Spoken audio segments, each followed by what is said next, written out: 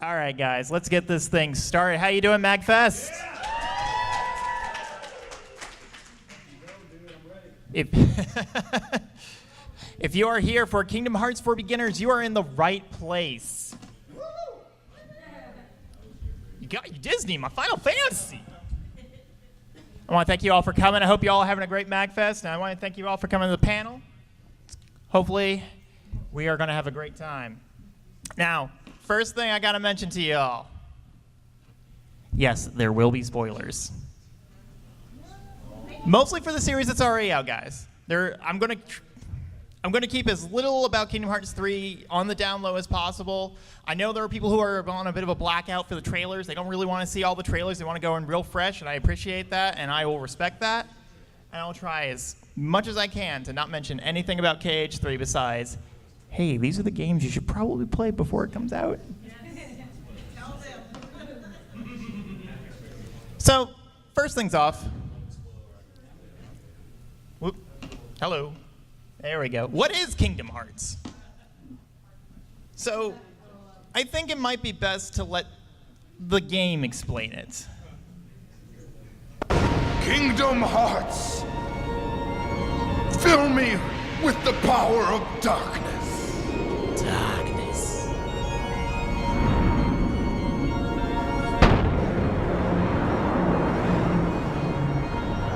Supreme darkness! You're wrong. I know now, without a doubt. Kingdom Hearts is light!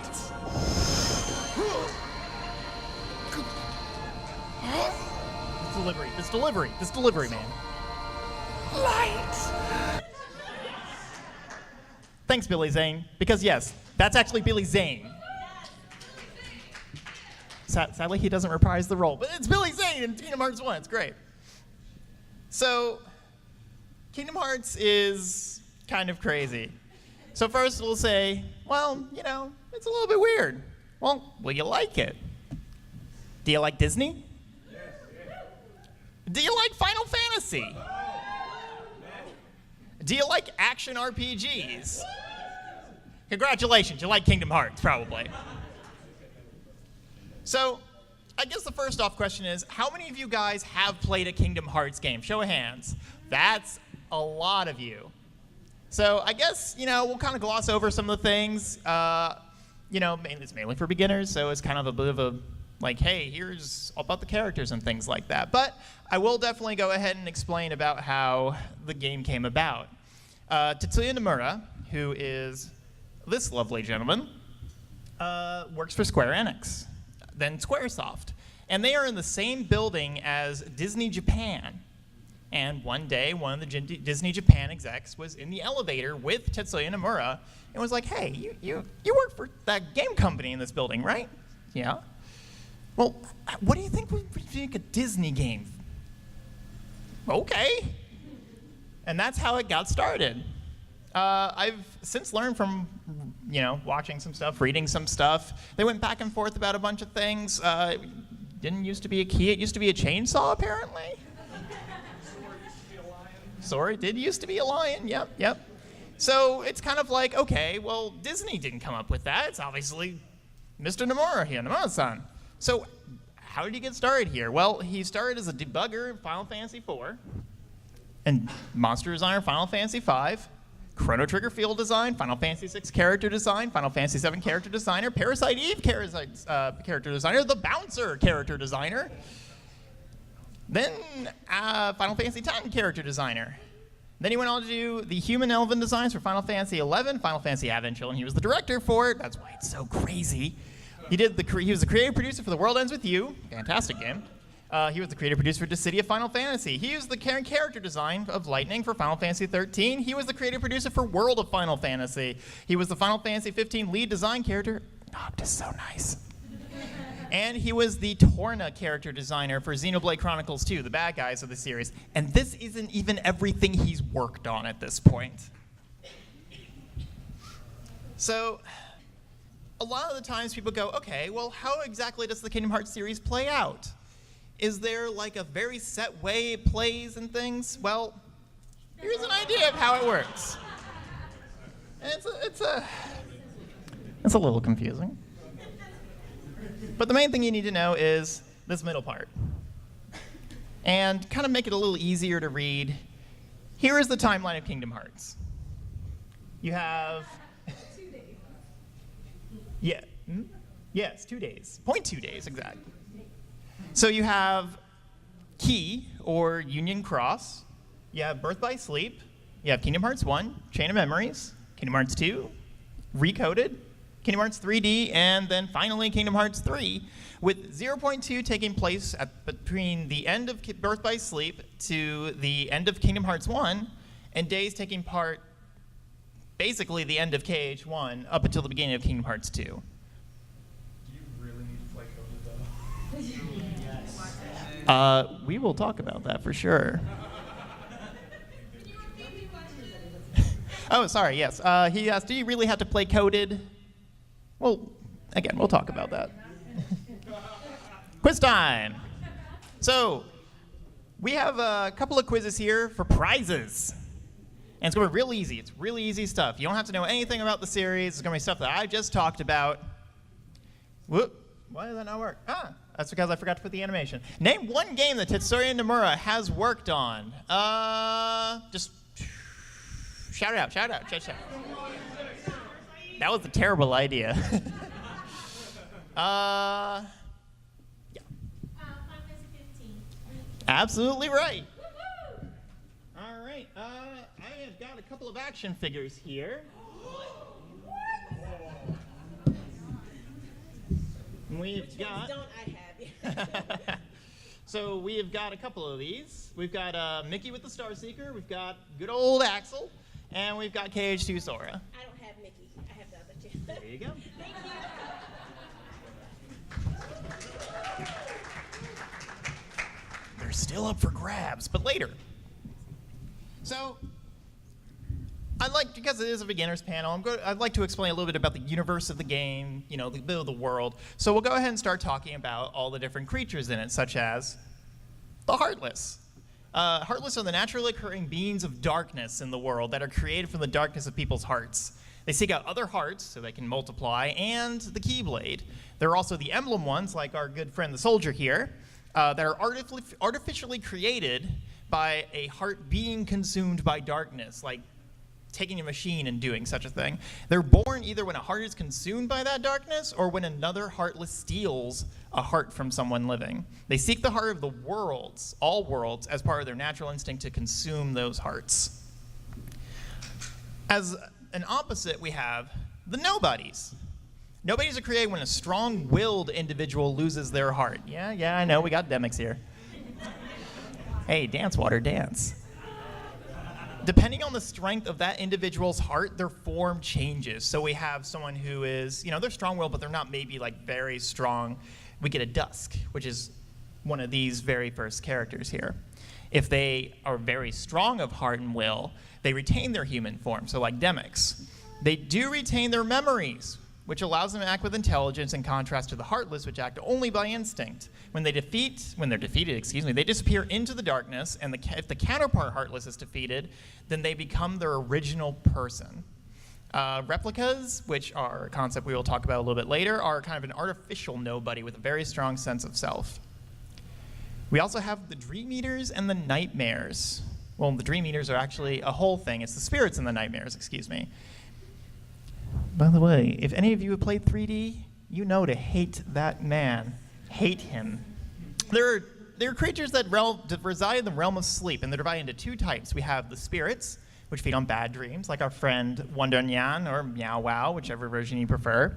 And the nightmares, which give bad dreams, like our good friend, the Spelican.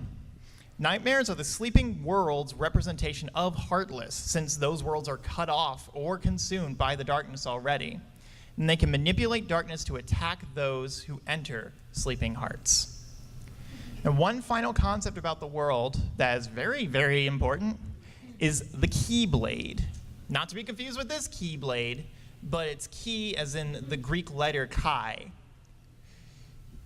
And it's this lovely looking sword. And it's the weapon that the Keyblade is modeled on. It's the only thing that can open up the way to Kingdom Hearts, the actual Kingdom Hearts. The Keyblade War happens because people wanted this and Kingdom Hearts. It was used to extract Keyblades from people's hearts so that they could actually fight the darkness and eventually each other. After the Keyblade War, this weapon was split into 7 fragments of light and 13 of darkness. So we're going to go on a bit of the characters. And since you've all played it, I'll go ahead and gloss a little bit more through it. We have Aqua and Terra, who are 2 students of Master Ericus, who is a Keyblade Master. During the Mark of Mastery exam, Terra cannot control the power of darkness inside him and goes on a journey to find Xehanort. He is continually tempted to the darkness by him and eventually succumbs and becomes a vessel for Xehanort. Aqua, on the other hand, becomes a Keyblade Master through that Mark of Mastery exam and is sent out to bring Ericus' 3rd pupil, Ventus, back. She turns the Land of Departure into Castle Oblivion to protect Ven after he falls into a coma, and now she resides in the Realm of Darkness, guiding lost souls. And now we have our good friend and apparent time traveler, Ventus. Let me tell you, I lost my mind when I saw him in a certain game. He's the center of most of the early Kingdom Hearts games, such as Birth by Sleep, and moving on all the way into 3, apparently, as well as Union Cross, I believe, rather than Unchained Key. He was used by Xehanort to create the Keyblade at first, but after failing, Xehanort extracted the darkness from Ven's heart to create Vanitas. He was taken to the Destiny Islands, where his heart came into contact with Sora's, and his heart mends through that. He's brought to Master Ericus then, and he goes after Terra after he heals more to warn him about Xehanort and his plans. He's used again at that point to form the Keyblade, and his heart is lost after a struggle with Vanitas, and his heart comes to rest in Sora's body to heal. Next up, we have the next trio. Our friends Roxas, Axel, got it memorized, and Xion. Now, these guys are nobodies that work for Organization 13. Roxas was created when Sora sacrificed himself to free Kairi's heart, who we'll learn about a little later, and Sora had become a Heartless at that point. Xion is a replica created to help the organization in case Sora didn't want to help out the organization with their plans. And Axel serves as both an antagonist in some of the games, as well as an ally eventually, after sacrificing himself for his friendship with Roxas and returning to his human form of Lee. All 3 do end up as Keyblade wielders. Next up, we have our good friends, Riku and Kairi. They're Sora's friends. But more specifically, Riku himself succumbs to the darkness in his heart, but is saved by Sora. He then walks a fine line between light and dark as he confronts his inner demon of Ansem, Seeker of Darkness, eventually destroying Ansem and becoming a Keyblade Master. Kairi loses her heart but does not become a Heartless because she is one of the 7 princesses of light. She eventually gains the power to wield a Keyblade and trains with Lee under Merlin. And now we got Da Boy. Sora is the protagonist of pretty much most of the Kingdom Hearts games. His cheery and happy-go-lucky attitude allows him to prevail against the largest of odds, though he falls into doubts when things seriously wrong. His heart is connected with near every single major character in the series. Ventus, through his heart resting within him, Roxas, through being his nobody, Xion, through being a replica of Roxas, Kairi, through having her heart rest in him, and Axel, Aqua, and Terra, through their strong connections with those they had direct contact with his heart. He's not a Keyblade Master, but he was chosen by the Keyblade after Riku succumbed to the darkness. He was nearly Xehanort's 13th vessel before being saved by Riku. On his way, and right now, he's on his way to discover what makes a hero going into Kingdom Hearts 3. Now, of course, you can't have Kingdom Hearts without Disney. And we have Donald, Goofy, Mickey, and Master Yen Sid. Now, Donald and Goofy are King Mickey's court magician and knight. Chip and Dale, who I don't have here because they're kind of small, they're technology experts, and they run the Gummy Ship Garage as well as do all sorts of other kind of crazy tech things that chipmunks should really be able to do. Jensen is a scholar of many, many, many years and has served as Mickey's teacher in the way of the Keyblade, and he's also very knowledgeable of the Keyblade War and of Master Xehanort. And of course, King Mickey is awesome. He is the king. He is the big cheese. And he's a Keyblade wielder because why not? Now, Organization 13 is a group of 13 nobodies actually created by Xehanort in order to be the 13 pieces of darkness to reforge the Keyblade. But due to infighting and treachery between all the different people in it, they're destroyed by both themselves and by Sora and Riku. They're led by Xehanort's nobody Xemnas, or more lovely Mansex. We also have the True Organization, which functions as, right now, the 12 vessels of Xehanort. Yeah, they're we don't know half of them, but we got half of them here. So we'll find out more about them, I'm sure, in the thing. And then of course we have the big bad, Master Xehanort. He is the bad guy of the entire series. He is literally all the bad guys. You go into Kingdom Hearts 1, you go like, oh, it's Ansem and the Heartless. Yeah, that makes sense. And then you go into Kingdom Hearts 2, and it's like, what is even happening now? And Birth by Sleep, you're like, Leonard Nimoy, why are you a bad guy?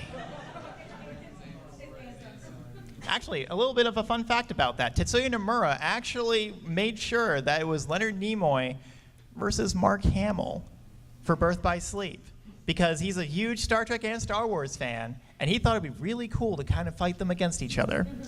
So Xehanort believes that the universe should be a balance of light and dark, and he seeks to recreate the universe in his own way because of that. He's had many incarnations over time.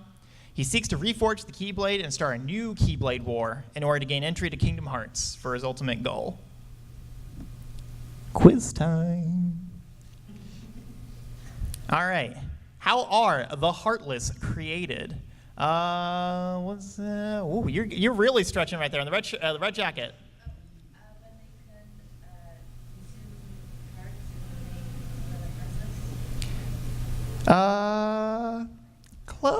Close. Spider-Man. When someone loses their heart, they become heartless. Still close again. There's something very specific about people's hearts.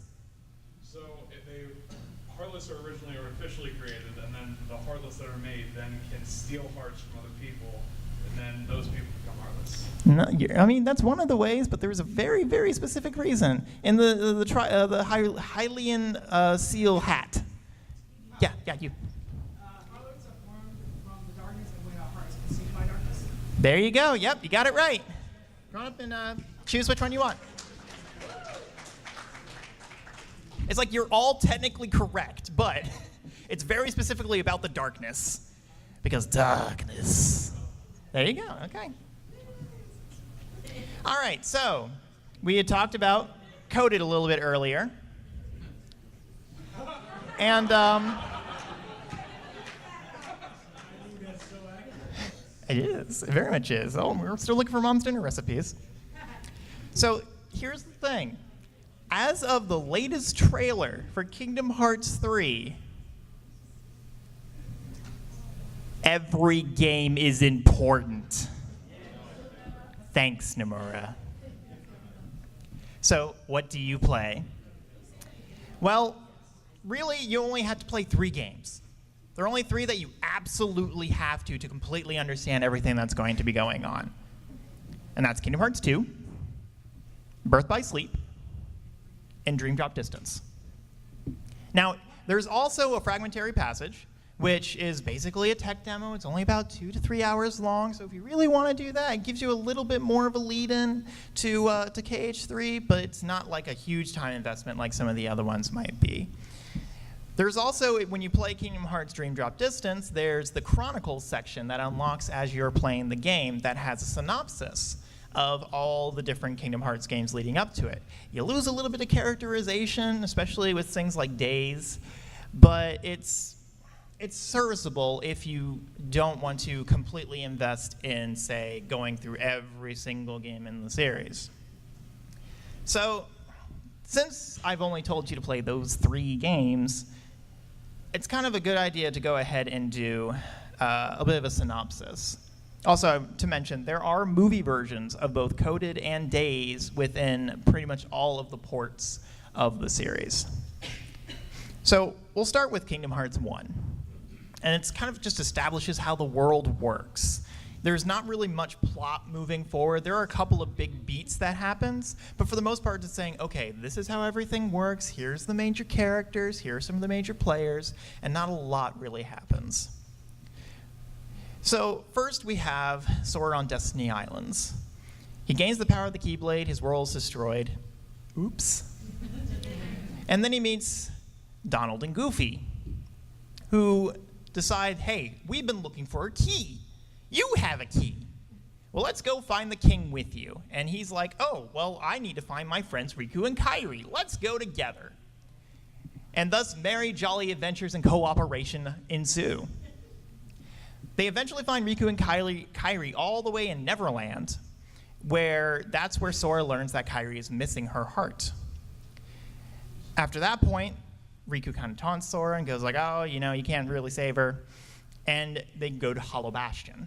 That is where Sora loses the power of the Keyblade because his will has been kind of shaken after hearing that he can't really help Kairi. He eventually regains power of the Keyblade through his resolute confidence and the power of his friends. At that point, you find out that Riku is actually possessed by Ansem, who is the true villain of the game. Seeker of Darkness. Someone said, which Ansem? We'll get into that. So, after defeating the possessed Riku, Sora sacrifices himself after finding out that Kairi's heart is resting in him to free her heart and save her. He becomes a Heartless at that point, but he is able to turn back into a human through the power of friendship. My friends are my power. The true Keyblade was the friends we made along the way. Absolutely. So, so at that point, they then head to the Heartless base. So that's losing the Keyblade. That's fighting Ansem Riku. That's sacrificing himself. Hey, we're human again. So they eventually go to the base, and we fight this guy. It's Ansem. Yes, that's actually Ansem. At the end of the world, they find him there, and they defeat him. They also find a huge door, which we saw in the beginning. It's Kingdom Hearts, apparently. And Riku and King Mickey are on the other side. They find out that they have to close the door from both sides to keep the darkness from coming in. And Sora then decides to leave with Donald and Goofy and tells Kairi that he'll be back after he finds the king and the king and Riku. Riku's kind of a king. So then we move on to Chain of Memories. Chain of Memories picks up literally right after the end of KH1. Pluto has a letter from Mickey, and the trio chase after him at that point. But then a man in a black robe appears with a cryptic message. Ahead lies something you need, but to claim it, you must lose something dear. That path leads to Castle Oblivion, which is a place ruled by cards, because we have to put the gameplay in the plot.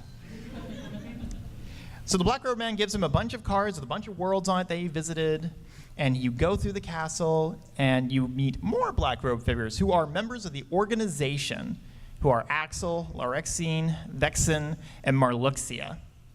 Through each floor of the castle, he relives his memories and loses them.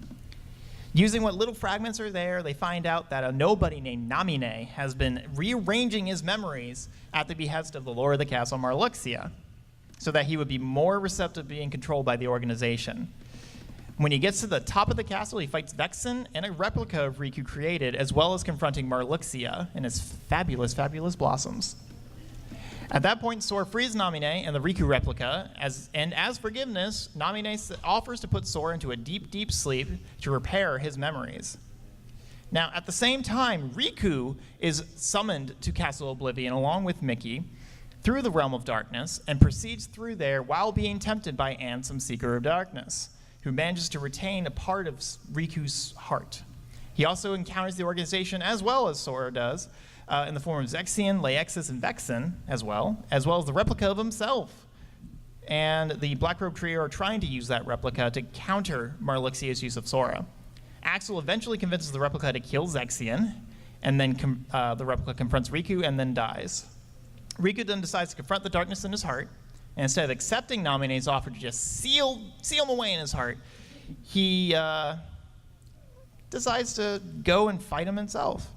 Now Diz, who we will be maybe talking about, he gives Riku and Mickey black robes that protect them from the darkness. That is what the black robes of the organization do. He then chooses to continue on another path apart from Sora, along with the king. Now, there is a thing about Sora being turned into a Heartless. It forms a nobody, which leads us to 385 over 2 days, which about 3 weeks ago I would have told you guys, just read a synopsis. It's fine. And then another trailer came out. So 385 over 2 days is the story of Roxas, who is Sora's nobody. He awakens in Twilight Town and is found by Xemnas, who is the leader of the organization. Now, Roxas can control the Keyblade, which is like, whoa, you have the Keyblade. So he is tasked in the organization of collecting hearts from Heartless in order to form Kingdom Hearts.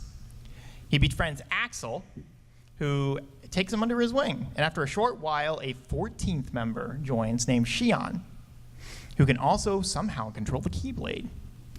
At that point, Axel goes to Castle Oblivion, as with Chain of Memories. And shortly after, Roxas just falls into a coma. Upon awakening, he starts to experience Sora's memories. That's a little weird. At that point, he starts to question, why can't I wield the Keyblade, and what does the organization want? During that same time, Xion confronts Riku, who calls into question her existence and her use of the Keyblade. She then finds out that she was a replica created in case Sora became of no use to the organization. However, while Namine is restoring Sora's memories, Xion starts to experience his memories to such an extent that she starts looking like Sora. She leaves the organization to join her original self at that point. Members of the organization kind of find her again because they're looking for her, because she's part of the organization. We need her to form Kingdom Hearts. But she kind of kicks their butts. Xemnas reprograms Xion at that point to want to join with Roxas, who had then defected, because that would cause Sora to never ever awaken from the sleep that Namine put him in. At that point, Roxas defeats Xion, and she asks him to defeat Xemnas and stop Kingdom Hearts from coming. At that point, Riku also fights Roxas at the behest of Diz to bring him back to join with Sora so that Sora could get his memories back.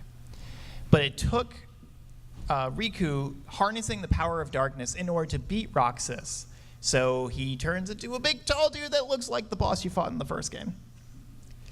So at that point, Diz then places Roxas in a virtual Twilight Town. Diz is this mysterious figure at this point. He wakes up, his memory is completely altered for his last week of summer vacation. And that leads into Cage 2. So you get Cage 2, you get Birth by Sleep, which explains a little bit more, and then we get to Coded, which wouldn't be important if it wasn't for Union Cross and some trailers. We don't talk about Surprisingly, yes, there is very little that happens in it, but there is a really big plot point, unfortunately. So Jiminy Cricket, who is the person recording all of your adventures throughout the game, is reviewing the journals that he wrote at the end of Kingdom Hearts 2, and he finds a new message in the one from KH1. Before there was just one. It said, "Thank Namine," after it got completely erased. Now it says, "Their hurting will be mended when you return to end it." So he brings the journal to Mickey, somehow taking like no time to get across that giant hallway. And with the help of Chip and Dale, they digitize the journal. And they find it full of bug blocks. Spelled with an X, because why not? At that point, they create a digital version of Sora to help them literally debug the journal. At that point, a cloaked figure appears before Data Sora. It ends up it's Data Riku, which is a representation of the journal created by Diz to protect its contents. At this point, we know that Diz is actually the actual Ansem, who is Ansem the Wise. And he's done a bunch of stuff to the journal. Thanks Diz. They find out the original journal cannot be awoken until they defeat the bugs within Data Riku. They eventually find out that it has to be completely erased to fully restore it, causing Data Sora to forget all memories of them. So Maleficent, who's one of the major villains of the game, and Pete, bumbling, lovable man, after being thwarted and saved from the journals, decide to look for the Book of Prophecies, which they believe to be connected to the idea of Jiminy's journal and datascapes. A new world then awakens in the journal, which is Castle Oblivion. Sound familiar? Sora climbs the castle and then finds a data version of Namine at the end. Mickey joins him there, and they find out that the bugs are a side effect of Namine trying to restore Sora's memories. She then shows him Ventus's heart, more importance, great, thanks coded, and calls Sora the key that connects everything, as he's the one who's connected to everyone. Namine, Roxas, Axel, Xion, all three of the characters from Birth by Sleep, including Ventus, Terra, and Aqua. Mickey then travels to Yensid's tower and informs him of all the events that transpired. At that point, Yensid asks for Mickey to summon Sora and Riku to undertake the Mark of Mastery exam, directly tying into Kingdom Hearts 3, so they can become Keyblade Masters before the inevitable clash with Xehanort. So what about the phone games? It's bad. Well. The gacha hates you. It does. The story, on the other hand, oh my god.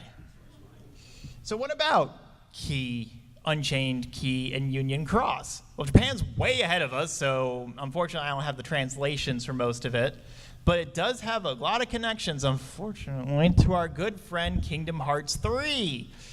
And they're somewhat minor and explained in the back cover, which is a movie that was included with 2.8. It's just a game theory for me in a way, but all the events of the Key games are a chronicle of the events leading up to the Keyblade War. This is something that's kind of established. But they're repeated ad nauseum because Key ended. It was a browser game. It ended. There were credits. Like, credits ran. And then we had Unchained Key happen right afterwards on the phones. But it just kept doing the same loop. So what I think, it could be a datascape, just like Jiminy's journal, because it's a chronicle of events. For all we know, Unchained Key could be the Book of Prophecies. Now, Chirithy, who is the major, like, little spirit guy who's with your character, does appear in a trailer. That's the one minor KH3 trailer spoiler. But we don't know why he shows up there. Besides, he's a Dream Eater, and Sora made his sworn duty to thank every single Dream Eater that has ever existed. The Dandelions, who are a group of 5 people in the game, which is, we have right here, we have Ephemer. We have our good friend Larium here. And I say good friend because... And of course, we have the Unions, which are basically what the Dandelions are made from. So we have Ephemer, we have Larium, we have Scold, who is another character. We have Brain, who for some reason we can't see his face in the sprite, but on the title screen we can see his face, so I don't know what's up with that. And Ventus. What? Time traveler. So it's a quiz time, guys. For our good friend Sora here. What happens to Sora as he climbs Castle Oblivion? You are very excited. He loses his memories because Namine is rearranging them for the organization, and then when he goes into the plot, he restores his memories. Good enough. Yep. You can get yourself a Sora.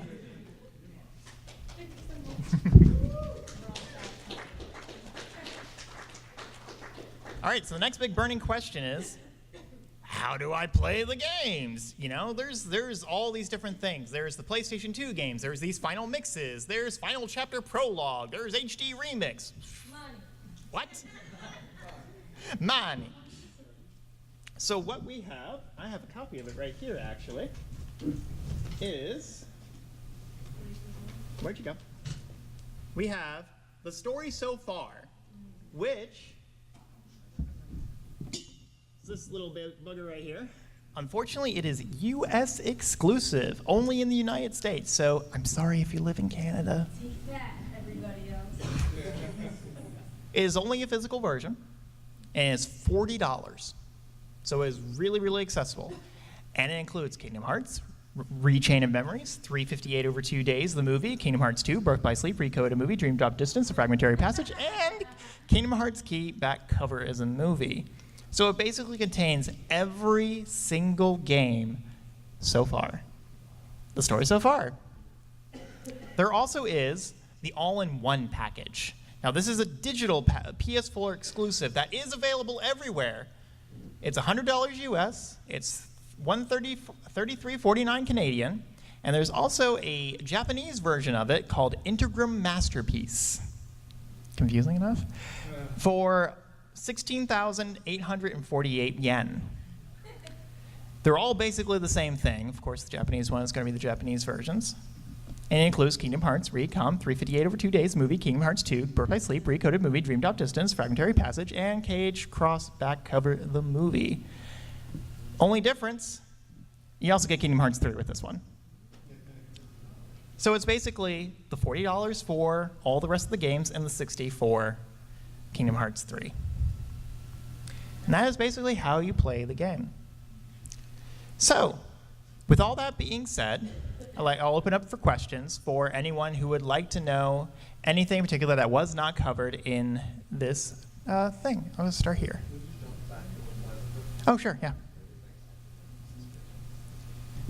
All the way in the back with the wristband. Yes. What happened to Sora's mom after Destiny? What happened to Sora's mom after Destiny Islands? She's still waiting for him to come for dinner. Honestly, I always have this weird thing in my head, like one of those outlandish game theories of the entire series is just one big dream and Sora fell asleep and eventually he's going to wake up at the end of KH3 and go like, oh crap, I have to go to dinner. So, like, jumping off that kind of, so was there just like a whole year where, because everyone forgot about Sora for like a hot minute, and like, his parents were just like, why do we just have this kid's room, and why is this moldy plate of food on the table? So it's, there's this whole year where he goes missing, presumably more. And it's like, okay, well, what about his parents? That is a question for the ages. All the way back, red shirt. So what happened to the Final Fantasy part of this? What happened to the Final Fantasy part? So Nomura did go on record about this. He said that for the most part, the Final Fantasy stuff was to kind of fill in the blanks while they were building kind of more characters around this series. He has said that there are enough characters now, original characters, that they can carry the game along with the Disney characters. Now, on the other hand, we don't know what they haven't shown us, so we don't know if it's just Final Fantasy at all, or maybe Leon may make an appearance, maybe Cloud might make an appearance. We don't know for sure, and we won't know until the end of the month. But from everything we've seen so far, it is mostly that there is. He has said that the original characters carry the game. Give me some more. The world ends with you. Yes. Give me some more Joshua. Maybe some show. Let's get some show in here. Who is Ansem's? The question is, who is Ansem's? We are Ansem's. So, okay. We are all Ansem. So, Ansem, what he is he is an artificial. There is an actual Ansem, and that is Ansem the Wise. And he goes by Diz, and eventually, for what we know, he disappears during Kingdom Hearts 2. I mean, it's a big flash of light. You know what happens to characters in big flashes of light? We don't know. But there also is Ansem, Seeker of Darkness. Now, this is because Xehanort split himself. He in order to time travel, because why not? He split himself. He artificially split himself into a Heartless and a Nobody. The Nobody is Xemnas, who's the leader of the organization, meant to bring the 13 Seekers of Darkness together to forge the Keyblade. And then there's Ansem, Seeker of Darkness, who took Ansem's name kind of like a FU to kind of to Ansem the Wise, because Xehanort did train under Ansem the Wise. So there's really only two Ansems. There's the actual Ansem, Ansem the Wise, and then there's Xehanort's Heartless of Ansem, Seeker of Darkness, who just took Ansem's name, but actually isn't Ansem. So I was just going to make a comment to that. I kind of liken it to the way that Voldemort split his heart in Harry Potter, like for the Horcruxes. It's kind of like that same type of thing. Yeah, it is a little bit like the Voldemort and the Horcruxes, yeah. All the way in the back. Yep. Okay, so, when Shion died, and when she wanted Roxas to set Kingdom Hearts free, how come she also wanted Riku to stop Roxas from wanting to take down Xemnas in the first place? I think that's mostly because at that point, it was kind of like, okay, well, if Riku's going to take Roxas just to join with Sora, Sora will have those memories, he'll have those feelings, so that Sora can then go and stop Xemnas, which he eventually does. So whether it was foresight, whether it was just, oh, well, I guess that'll work, or whether she was just not there because he fights Riku after Shion passes. Yes, but that wasn't one to left that thing where she spoke to Riku. Oh, well, she speaks to Riku far, far before that. She speaks to Riku probably like middle of the game. It's when Roxas is in a coma.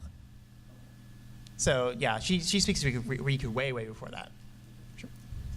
What do you think is in the chest that the Master of Masters was holding on to? What do I think is in the chest that the Master of Masters is holding on to? This is proverbially known as the black box.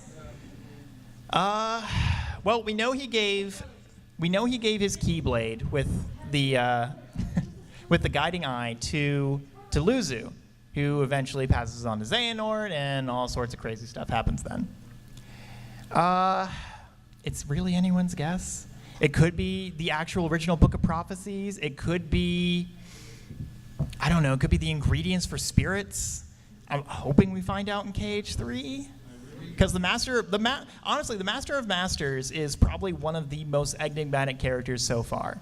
Because it's kind of like, oh, well, is he like a former version of Xehanort because he has the no-name Keyblade? But he doesn't act like Xehanort. I really wish they did more with him. They didn't really show too much. Right. They did not really do all that much with him. Like, there was just that little bit in Unchained Cross and also in the movie. So hopefully we will see more of him. We don't know. So, Eileen Hatt? Yes? Okay, so what's the exact status of, like, Terra at this point? What is the exact status of Terra at this point? Right now, his heart is still fighting between light and dark. His body is currently actually a vessel for Xehanort. So Terra Xehanort is still around. And there is the lingering will that you can fight in KH2. That is technically the mind-ish of Terra. He does show up in a fragmentary passage, so if you want to go do that little tech demo thing, you kind of see him there, and you can see, he's just doing that fight between light and dark still trying to fight Xehanort.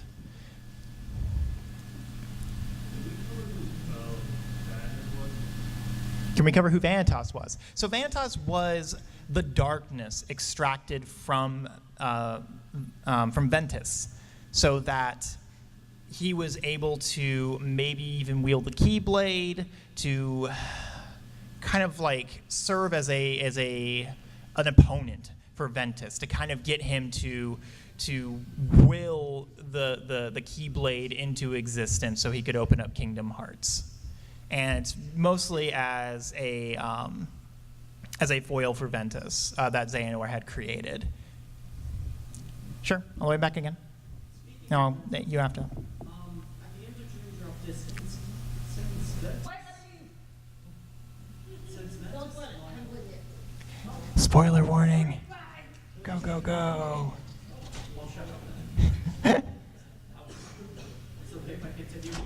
Yeah. I mean, I had a spoiler warning at the beginning of the panel, so. And Ventus was sleeping inside Castle Union, smiling at the same time that Sora was happy in, with the tree leaders. Do Ben and Sora, is it kind of like Sora and Roxas where both of them feel if the both of them share the same feelings? Okay, so the question is, Ventus, does he share the same kind of feelings, kind of like how Sora and Roxas did between Sora and himself, yes? Yeah. So, in a way, yes, just because Ventus has been such a part of Sora for so long. The first time he arrived in Destiny Islands, his heart came in connection with Sora's, and then eventually after the events of Birth by Sleep, his heart is literally in Sora, kind of like how Kyrie's is in KH1. So they are connected directly in that way.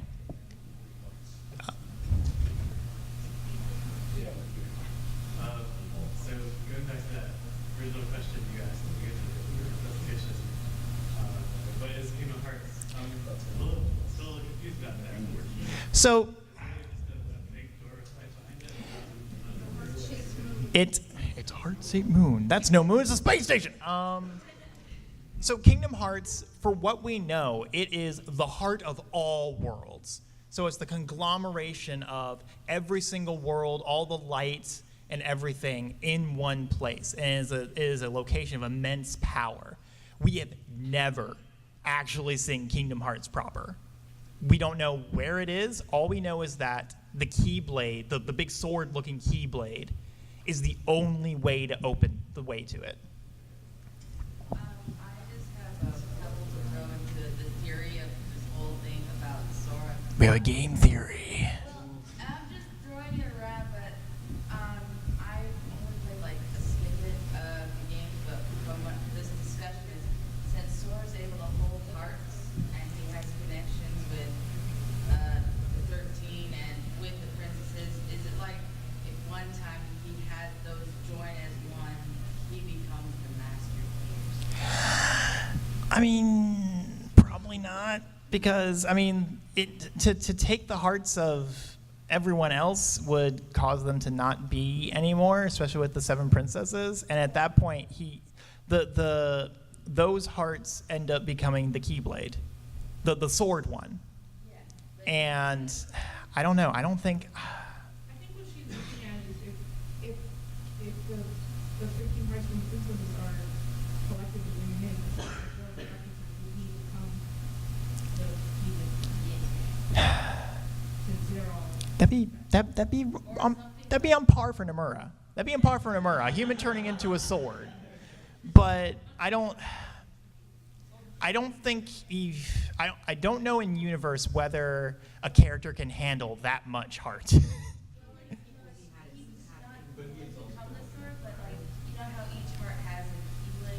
Right. He already kind of does.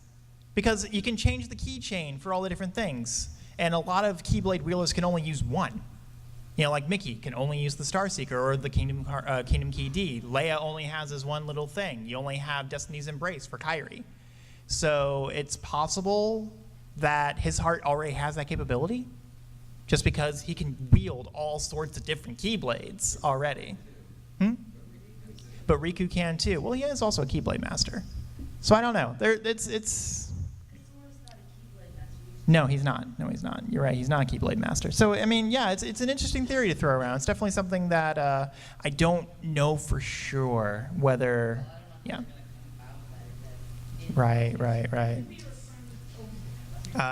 ahead and do you, and then you. At the end of Chain of Memories for Riku's story, he has some sugar dumbness. I was just thinking that throughout the entire series up until he still fought himself about whether or not to be like in darkness. Even though he said that he used the walk the path to the dark. Why does he still do that even now with the video games? Why does Riku still fight about the light and the dark in his heart after defeating Ansem? So Ansem still kept a part of his heart after KH1 because of possessing him, but every heart has light and dark. So just because Ansem's not there doesn't mean his heart is devoid of dark. And basically he's still kind of like, okay, I was possessed by the darkness once. what if it happens again? I understand that, but I'm just saying that if you defeated Anderson, he was basically telling Anderson time. So if you overcame that, then why do you fear that it might happen again? I mean, Terra can fight the Unversed all he wants, but he still fell to the darkness. So it's just a constant kind of fear. You know, just because you can defeat it once doesn't mean you're going to always defeat it, and it's always just a constant. So, and you had a question, yeah. So I apologize because I walked into this a little bit late, but Okay. so I'm still playing through Birth by Sleep. Mhm. And when I was watching Unchained, I noticed how the master passes on his book Mhm. to his 5 disciples, but then his 6 that he gives the Keyblade to. So then I was thinking, like, is there ever been an explanation as to, like, what are the chances of 6 of these people also developing Heartless and therefore becoming, like, an Organization 13 on a different timeline? And that's what makes this weird time loop that keeps repeating through the series. So, from what we know of the foretellers, which is what they're called, the question is, you know, is there any, like, what are the chances of an organization forming out of the foretellers? The guiding eye, which is that little blue gem inside the Keyblade that the Master of Masters has, shows him the future already. So he knows exactly what's going to happen. So he's already able to say, okay, I know what's going to happen, and I know it's just going to be the 5 of the Union leaders duking it out during the Keyblade War. So I don't think he was really worried about them becoming an organization per se, because he could already see it. Yeah. And he did have very specific things for each of the foretellers. So like for Luzu, who got the Keyblade, he was just like, okay, you're going to be my eyes into the future. And then for Ava, he said, okay, you're going to form the people who are going to be the ones to continue on after the Keyblade War. And all sorts of things, like Gula gets to find out who the traitor is and things like that. So I don't think he ran into that just because he already saw it. Thanks. Let's see, who hasn't, you all have raised your hands, haven't you? Yeah. Who do you think the 7 Knights are going to be, and are you excited that Sora is going to say, fuck that, I came with everyone I've ever met? So the question is, who do I think are going to be the 7 pieces of light in KH3, or Sora is just going to be like, nah, I got it. So because the Princesses of Light are kind of like spent, I guess, at this point, they're basically, it's going to be Keyblade wielders. I think we've already kind of seen that, and I think Jens Sid even mentioned it near at the end of 3D. And it's going to be King Mickey, Lee, Kairi. Actually, it might not be Kairi because she was one of the original 7 Princesses of Light. So yeah, so it could be King Mickey, Lee, Riku. They are training her, yeah, but they might just be training her in the Keyblade as opposed to as a piece of light, because it's possible, because she's just so central to everything, apparently. And there is the trio, because they are trying to save the BBS trio of Riku, what? Terra, Aqua, and Ventus. And then we got one more. I don't know if it's going to be Sora. I don't know. It could very well be Sora. All the way back there. Hmm?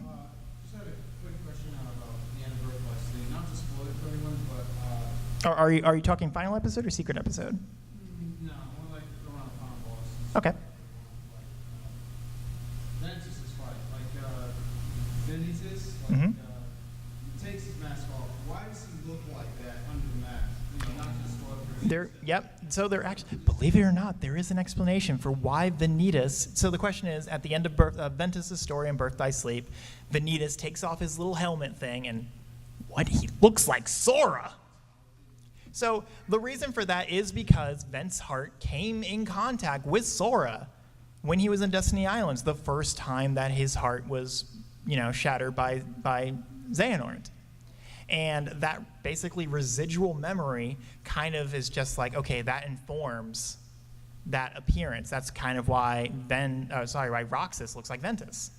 Because Ven is in Sora's heart, and when the nobody happens, then wait, there's this little bit, and it looks like it looks like Ventus. The other thing, too, is that Vanitas is kind of like a replica. So really the only person who could see that it looked like Sora was Ventus. To everyone else, still had the helmet.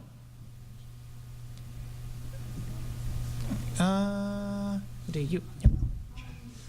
So, because we know that in Unchained, the key, or whatever the hell you want to call it, That's actually right. It's Unchained Key. it's actually a simulation of some kind. That was revealed in the story at one point. What does that mean for the rest of the games? And are we in a virtual reality in any of the other ones? So we did. Besides, like, the dad escape shit. Well, the question is whether there's like everything is kind of a virtual reality kind of thing going on because of it being revealed that the events of Unchained Key and Union Cross are a simulation. I don't think so. I think that is just specifically that game because I think that we are basically playing a retelling of the events leading up to the Keyblade War. And it's just the Book of Prophecies repeating over and over and over again. So I don't think it really has any real effect on the rest of the series besides that, hey, it's another datascape. So those are important. Thanks, Coded. I have a quick question and then a longer one. The quick question is a yes or no. Do the quick question first. I will take another question. We'll come to the long question. Got it. So the quick question was, the copies of Kingdom Hearts and Kingdom Hearts 2 on the story so far, are they the Final Mix versions? Yes. Let me explain what Final Mix is. Basically, Final Mix is, hey, we added a bunch of extra content so we could sell the game again.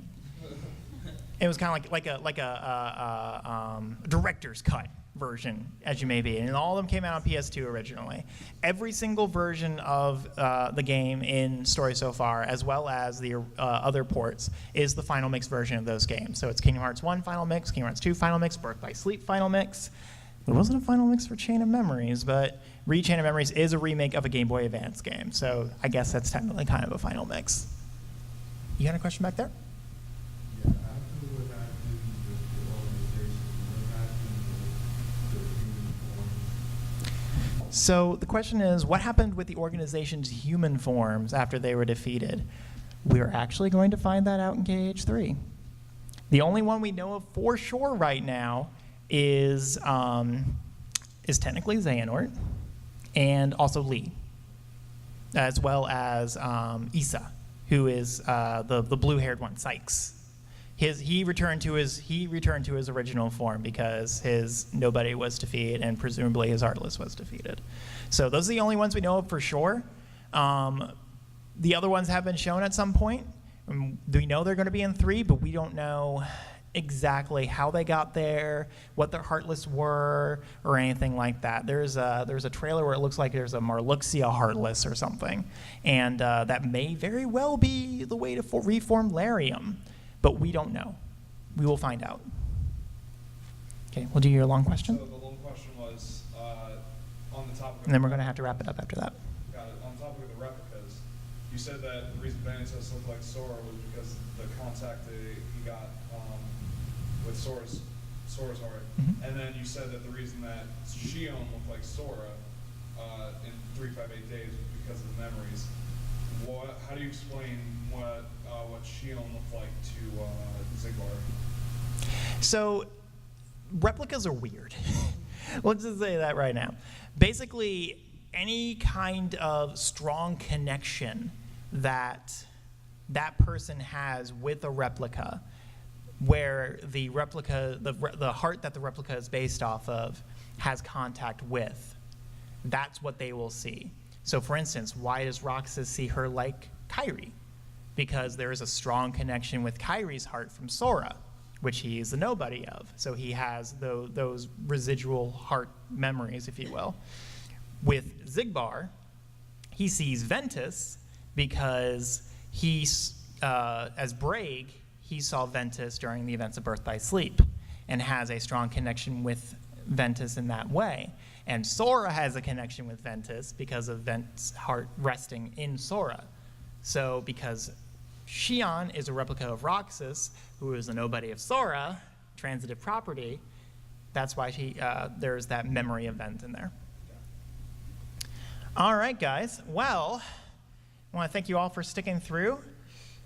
We have my contact info here. You can find me on Twitter at @SweetieAsh. If you have any other questions about Kingdom Hearts, I tweet a decent amount about it, especially a lot of Union Cross because I've been playing way too much of it lately.